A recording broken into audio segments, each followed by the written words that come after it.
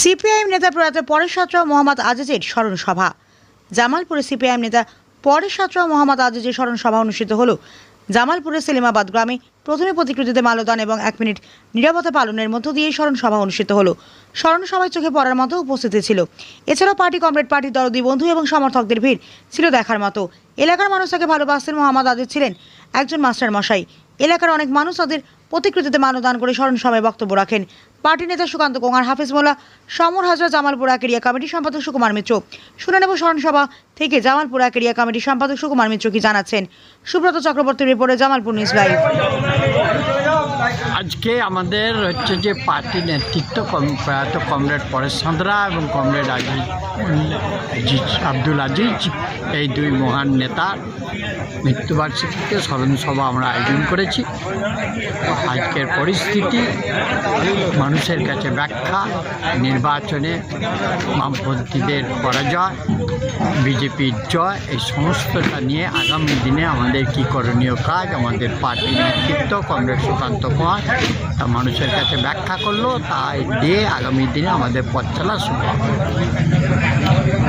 আজকে তাৎপর্য করে তার যে দায়িত্ব পালন করেছে, আজিজরাও একজন পার্টি নেতা হিসেবে সততার সঙ্গে তার সেই ভূমিকা পালন করেছে। আমরা স্মরণ সভায় আলোচনা করি এই দিনগুলোকে মনে রাখার জন্য। আমরা এই পরিস্থিতিকে আলোচনা করি যে কিভাবে তখন আক্রমণের মধ্যে কমিউনিস্ট পার্টি কাজ করেছে এবং মানুষের সমর্থন ধরে রাখতে পেরেছে। কাজ করে বেতন দেবে না, কাজ করে কম বেতন দেবে, আবার বাঁচার মতো বেতন দেবে না।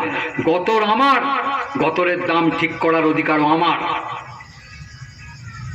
তাকে বলে দিয়েছে এই 42 কিলোমিটার ন্যাশনাল হাইওয়ের ধারে কোনো মিছিল করা যাবে না, কোনো মিটিং করা যাবে না। গণতন্ত্র ভয়ঙ্কর বিপদ। সুতরাং নয়ডাতেও কিন্তু লড়াই হয়েছে। শ্রমিকরা জেল থেকে বেরিয়ে আবার মিছিল করেছে। যোগী সরকার বাধ্য হয়েছে, যাদের বলেছিল পাকিস্তানের দালাল, যারা আন্দোলন করেছে তারা নাকি পাকিস্তানের দালাল, যোগী সরকার সেই পাকিস্তানের দালাল শ্রমিক নেতাদের সঙ্গে আলোচনার টেবিলে বসতে বাধ্য হয়েছে এবং 7,000 8,000 টাকা ওয়ার্কারদের, শ্রমিকদের বেতন বেড়েছে। শ্রমিক ঐক্য, কৃষক ঐক্য, খেত মজুর ঐক্য, শ্রমিক কৃষক মেহনতি মানুষের ঐক্য, এটাই হচ্ছে রাস্তা।